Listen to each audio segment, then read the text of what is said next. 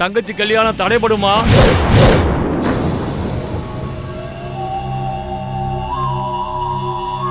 அப்படியே அந்த கல்யாணம் நடந்தாலும் அந்த கல்யாணத்துல ஒரு உயிர் பலி ஏற்படும். அக்கா, என்ன சாமி சொல்றீங்க? என் தங்கச்சி கல்யாணத்துல உயிர் பலி ஏற்படுமா? யாருக்கு சாமி ஏற்படும்? சொல்லுங்க சாமி. என்னால நடக்க போறதுதான் சொல்ல முடியும். இந்த உயிர் பலி எல்லாம் எப்ப நடக்கும், யாருக்கு நடக்கணும், அந்த ஆண்டவன் தான் முடிவு பண்ணணும். எல்லாம் அவன் செயல். ஆனா நான் சொன்னது கண்டிப்பா நடக்கும். என்ன சாமி இப்படி சொல்லிட்டீங்க?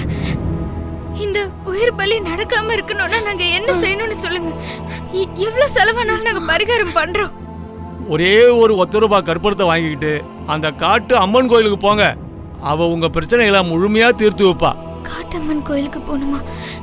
எந்த நாள்ல போய் நாங்க வேண்டிக்கிட்டு என்ன பரிகாரம் செய்யணும்னு சொல்லுங்க சாமி.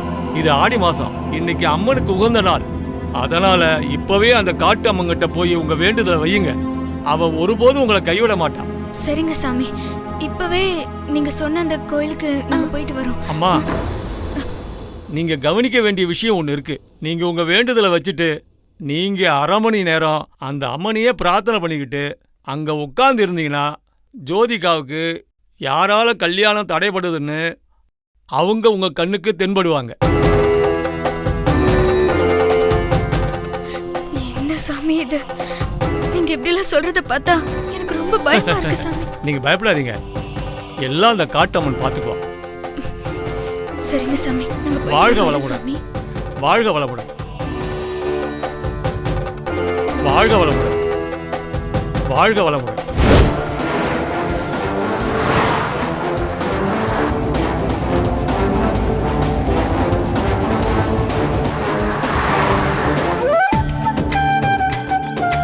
இன்னைக்கு லஞ்சுக்கு என்ன ஹோட்டல் கூட்டிட்டு போகணும். ஓகேவா? கண்டிப்பா கூட்டிட்டு போறேன். என்ன? ஒரு நிமிஷம், உன் செல்ல கொடு. ஏன் எதுக்கு? குடு சொல்றேன். எதுக்குன்னு கேக்குறல. குடு. என்ன பண்ண போற? குடு சொல்றேன். ஏய், எங்க போற?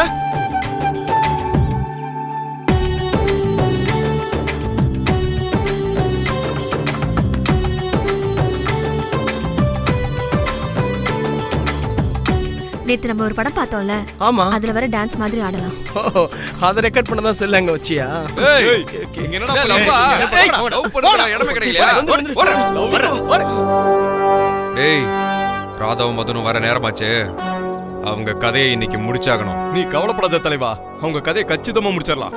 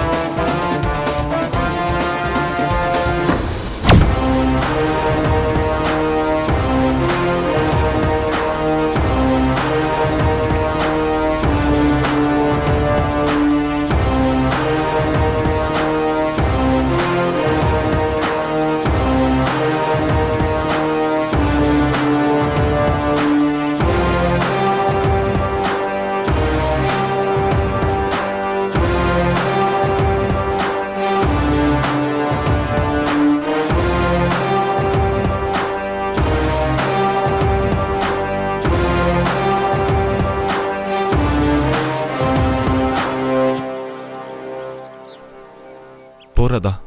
போய் நந்துக்கிட்ட மனம் விட்டு பேசு. போ.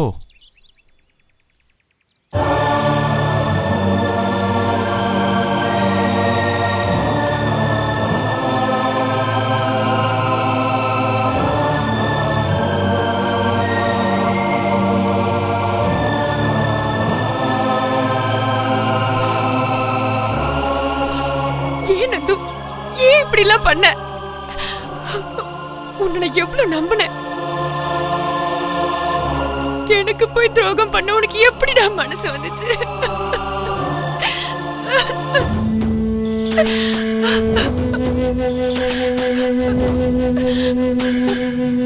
உன் குழந்தைய நான் வயிற்றுல சுமந்துகிட்டு இருக்கேன். ஏன் நந்து இப்படி என்ன கதற விடுற? அன்னைக்கு நான் உன்னை நேர்ல பார்த்து கெஞ்சினப்ப கூட மனசாட்சியே இல்லாம நான் அடிச்சு போட்டு போயிட்டியே. நந்து, நீ என்ன எப்படி எல்லாம் லவ் பண்ண? எவ்வளவு ஆசையா என்கிட்ட பேசுவ. இப்ப ஏன் இப்படி மாறிட்ட? சொல்லு நந்து, சொல்லு சொல்லு. சாரி ராதா, அதான் நீ சொன்னோடனே நான் வந்துட்டேன்ல. எல்லாத்துக்கும் நான் மன்னிப்பு கேட்டுக்கிறேன். ஏதோ கொஞ்சம் புத்தி தடுமாறிட்டேன். நான் இப்போவும் உன்னதான் லவ் பண்றேன். இப்போவும் நீ தான் என் மனசுல இருக்க. நான் எப்பவுமே ஓ நந்து தான். இல்ல இல்ல, நீ பழைய நந்து இல்ல.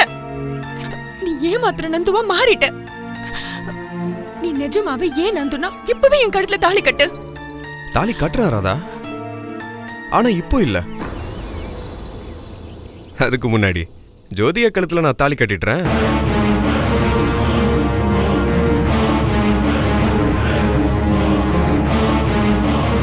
நீ பயப்படாத, உன் குழந்தைக்கு அப்பா நான் தான்.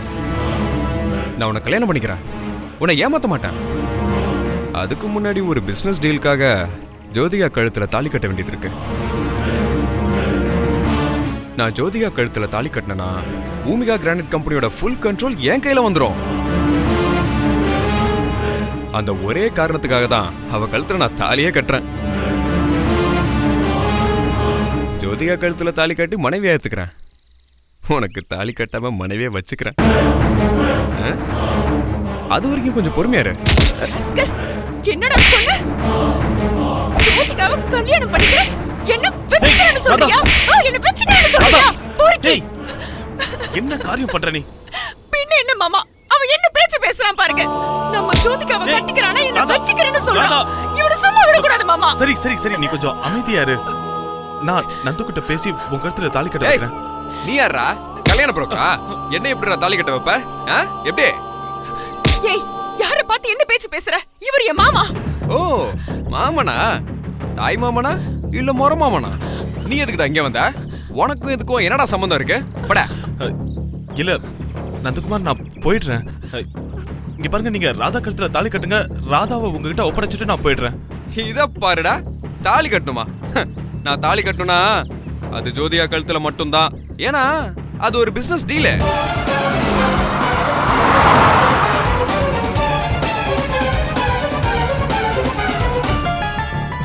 இங்க பாருங்க, வேணாம் நந்தகுமார், நீங்க செய்யறது தப்பு. பிசினஸ்க்காக ஜோதிகா வாழ்க்கையை கெடுத்து ராதாவோட வாழ்க்கையை கெடுத்துறாதீங்க. ஜோதிகா என் மச்சு நிச்சு, ராதா என் மாமா பொண்ணு. இப்பவே இவ கழுத்துல தாலி கட்டி இவ்வளவு மனப்பூர்வமா ஏத்துக்கோங்க. ஜோதிகாவுக்கு வேற நல்ல மாப்பிள்ளையா பார்த்து நாங்க கல்யாணம் பண்ணி வச்சிடுறோம். நீங்க காதலிச்சு கர்ப்பமாக்குனது இவள. அதனால நீங்க இவள கல்யாணம் பண்ணிக்கிறது தான் நியாயம். எங்க ஒரு அப்பாவி பொண்ணை லவ் பண்ணி இவ வயித்துல குழந்தைய கொடுத்துட்டு இவள கல்யாணம் பண்றதை விட்டுட்டு இன்னொரு பொண்ணு கேவலம் பணத்துக்காக கல்யாணம் பண்ணிக்க போறீங்களே. எங்க உங்களுக்கு இது நியாயமா இருக்கா? ஏய்,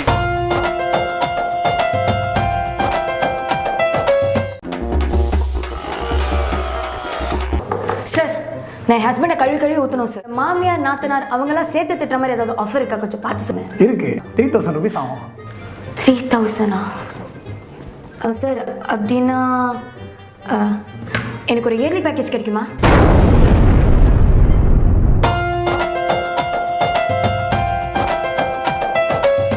எங்க உங்களுக்கு இது நியாயமா இருக்கா? ஏய், நியாய தர்மத்தை பத்தி நீ பேசாதடா. நீ என்ன பெரிய யோகியனா? உனக்கு பேரே கல்யாணராமன் இருக்காமே. உன் பொண்டாட்டி உயிரோட இருக்கும்போதே ராதாவை நீ 2ஆம் தரமா கல்யாணம் பண்ண ட்ரை பண்ணது எனக்கு தெரியாதுன்னு நினைக்கிறியா? எல்லாத்தையும் நான் இப்பதான் கேள்விப்பட்டேன். உன்னை பத்தின எல்லா விஷயமும் எனக்கு தெரியும்டா. நீ தொட்டவளை நான் தொட்டதுனால நைஸா என் தலையில கரலான்னு பாக்குறியா? அது மட்டும் நடக்கவே நடக்காதுடா. டேய்,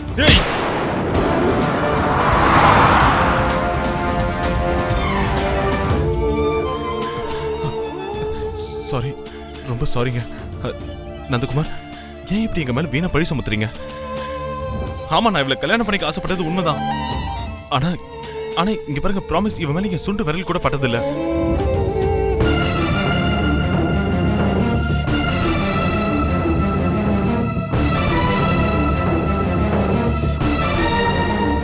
அப்ப இவ கழுத்துல தொங்குற தாலி அது யார் கட்டினது? நீதான் இவ கழுத்துல தாலி கட்டி குடும்பமே நடத்திருக்க. டேய் அபாண்டமா என் மாமா மேல பழி போடாத. ஊர் மானத்துக்காக பயந்து இத நானே என் கையால கட்டிக்கிட்ட தாலி. நீ பண்ண பாவத்துக்கு ஏன் மாமா பழி ஏத்துக்கிட்டு இருக்காரு? ராதா அதெல்லாம் நீ எதுவும் இப்ப பேசிட்டு இருக்காத, விடு. இங்க பாருங்க நந்து, ராதா ரொம்ப நல்லவ. நீங்க இவ்வளவு மாதிரி ஒரு மனைவி அடையறதுக்கு புண்ணியம் பண்ணிருக்கணுங்க. நந்தகுமார் இவளை கல்யாணம் பண்ணிக்கோங்க please. Please Nandakumar, please I peg you, கல்யாணம் பண்ணிக்கோங்க.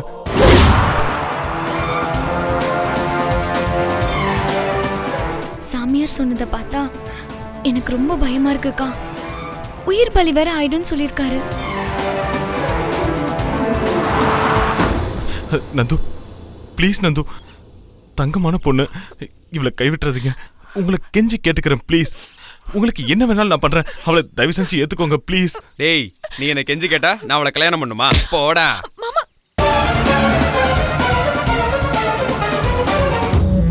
அதான் அந்த காட்டு அம்மன் கோயிலுக்கு போய் கற்பூரம் ஏத்தி பரிகாரம் பண்ண சொன்னார்ல, அதை பண்ணதானே போயிட்டு இருக்கோம். நம்ம பிரச்சனை எல்லாம் அந்த கோயிலுக்கு போனா தீந்துடும். நீ ஒன்னும் பயப்படாத. நீ என்ன வேணாலும் பண்றா, ஆனா அவளை டேய் கைவிட்டுறதுல என்னடா என்ன வேணாலும் பண்ணணும், போடா. டேய் என்ன தைரியம் வந்து மாமாவை தள்ளி விடுற? என்னடி நீ ஏடி ஓர அப்புறம் இருக்க? போடி. டேய் ராதா,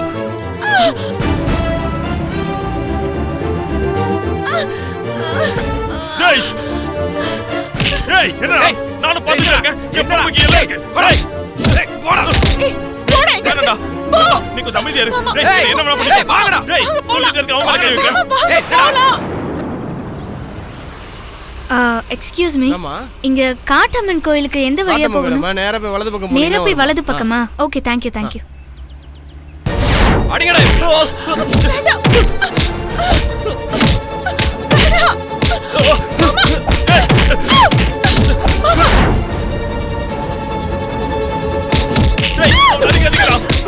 டேய் டேய் வேணாம்டா. ராதா இங்க போயிடு.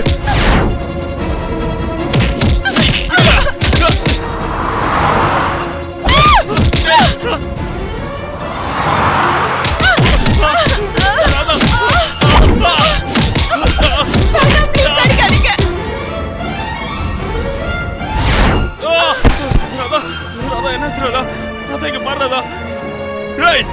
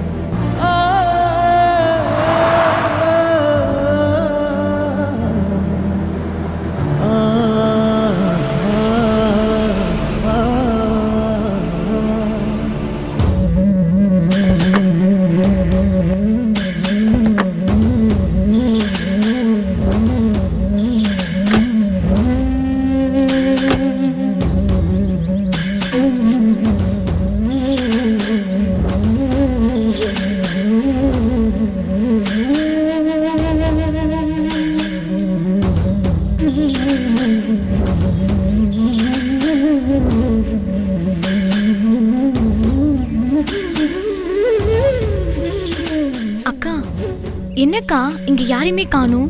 நம்ம 2 பேர் மட்டும் தான் இருக்கோம். எனக்கு என்னமோ பயமா இருக்குக்கா. எதுக்கு பயம்? நமக்கு தான் துணைக்கு அம்மன் இருக்காங்கல்ல, அவங்க இருக்கும்போது நமக்கு என்ன பயம்? அதுவும் இல்லாம சின்ன வயசுல இருந்து நான் மலைநாட்டுல வளர்ந்தவன். இப்படிப்பட்ட சூழ்நிலைலாம் எனக்கு ஒன்றும் புதுசு இல்லை.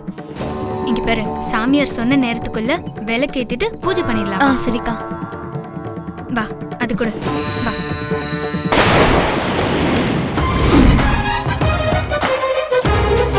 ஏய் போயிட்டு அந்த மதனையா இருக்குங்கடா. சரி தலைவா.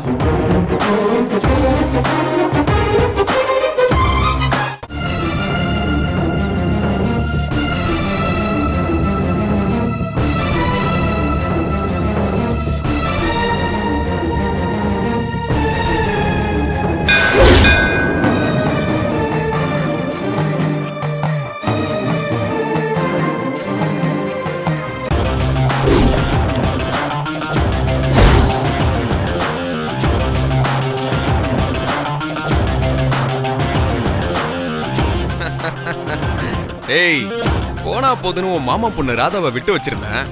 அவ என்னடானா உன்னை கூட்டிட்டு வந்து உரிமை குரல் எழுப்புனா, அதான் அவளை ஜலசமாதி பண்ணிட்டேன். இப்ப நீயும் போற போ. டேய், திக் போடுங்கடா அவனை.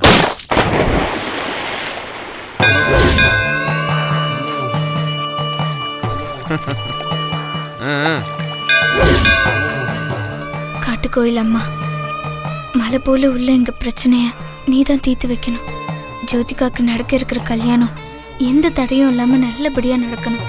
நான் எடுத்து நடத்துற ஒவ்வொரு காரியத்தையும் நீ நல்லபடியா முடிச்சு தரணும். சாமியார் சொன்ன மாதிரி ஜோதிகா கல்யாணத்துக்கு முன்னாடி எந்த உயிர் பலியும் ஏற்படக்கூடாது.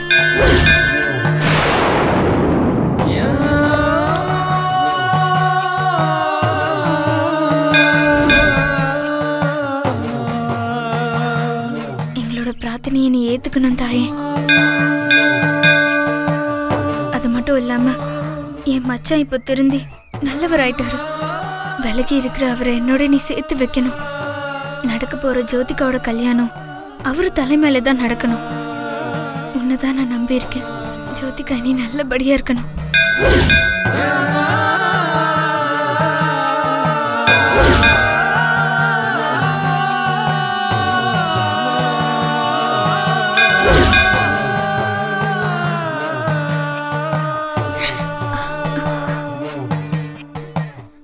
பாத்தியா, பூ விழுந்தது பாரு. இனிமே எல்லாம் நல்லபடியா நடக்கும். நம்ம வேண்டுதலை வைக்கும் போது பூ விழுந்தா ரொம்ப நல்ல சகுனம்னு சொல்லுவாங்க. நம்ம வேண்டுதலை இந்த அம்மன் பரிபூர்ணமா ஏத்துக்கிட்டதா அர்த்தம். அந்த சாமியார் சொன்ன மாதிரி கொஞ்ச நேரம் இங்கே உட்காந்துட்டு போலாம். சரியா, வா உட்காரலாம். வாக்கா போலாம்.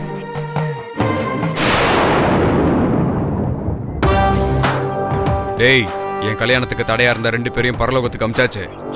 இனிமே ஜோதிகா கூட என்னோட கல்யாணம் சிறப்பா நடக்கும். இந்த சந்தோஷத்தை நான் கொண்டாடணும்டா. ஜோதிகாவுக்கு ஃபோன் பண்ணி ரெஸ்டாரண்ட்டுக்கு வர சொல்ல போறேன். சரி தலைவா. டேய், என் போனை காணும்டா. சரி, உன் போனை கூட. நாங்க இந்த மாதிரி வேலைக்கு வரும்போது செல்போன்ல வீட்லயே வச்சுட்டு வந்துருவோம். ஐயோ, டேய், என் போன் கோயிலே விழுந்துருச்சுன்னு நினைக்கிறேன்.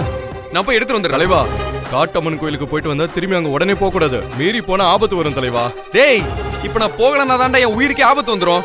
அந்த போன்ல அவ்வளவு மேட்டர் இருக்குடா. ராதாவை காதலிச்சது, அவளை அடைஞ்சது, அதுக்கப்புறம் இன்னும் பல பொண்ணுங்களோட வாழ்க்கைக்கு எடுத்த போட்டோலாம் அதுல இருக்குடா.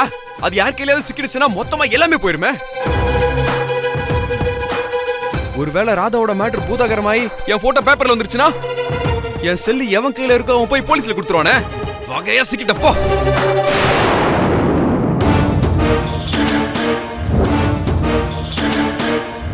என்ன அக்க வேற ஆணி வேற பிரிச்சு எடுக்க போறானுங்க. ஜோதிகாவை கட்டிக்கிட்டு மாமனார் வீட்டுக்கு போலான்னு பார்த்தா கழித்துனா மாமியார் வீட்டுக்கு தான்டா போனோம். ஐயோ, நான் இப்பவே அங்க போய் செல்போனை தேடி பாக்குறேன். அக்கா, சாமியார் சொன்னார்ல நம்ம கோயிலை விட்டு கிளம்புறப்போ என் கல்யாணத்துக்கு இடைஞ்சலா இருக்கிறவங்க யாரும் அவங்கள கண்டிப்பா அம்மன் காட்டுவாங்கன்னு. அந்த மாதிரி இது வரைக்கும் யாரும் நம்ம கண்ணுல தென்படலையேக்கா.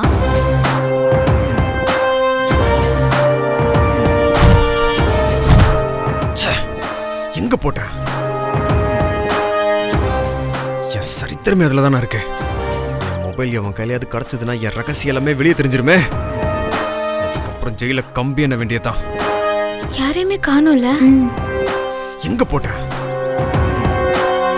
காட்டம்மன் தாயே, என்ன காப்பாத்துமா.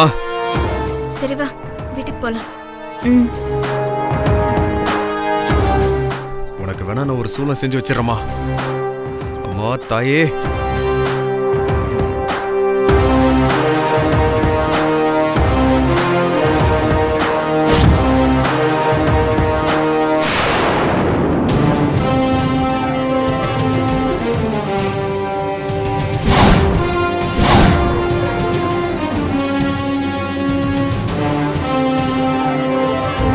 ஜோதிகாவுக்கு யாரால கல்யாணம் தடைபடுதுன்னு அவங்க உங்க கண்ணுக்கு தென்படுவாங்க.